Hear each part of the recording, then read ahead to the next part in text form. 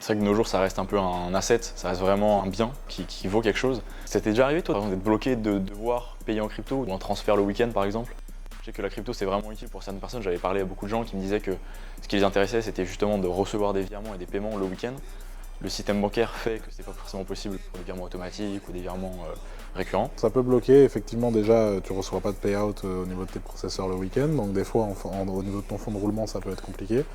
Et donc ça, vraiment sur la partie e-commerce, mais même sur la partie personnelle ou sur la partie business, quand tu as des gros virements à faire, des gros paiements à faire, la crypto, c'est quand même super intéressant.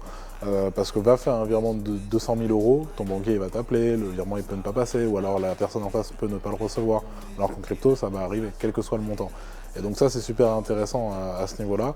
Et effectivement, l'aspect intemporel de la crypto, où que ce soit le matin, le soir, il n'y a pas besoin d'attendre que la banque soit ouverte, il n'y a pas besoin d'attendre que l'IBAN soit accepté de l'autre côté. Il n'y a pas de blocage, entre guillemets, avec la crypto. C'est une blockchain et derrière, c'est vrai que tu as beaucoup plus de liberté, en fait. C'est ça qui est important.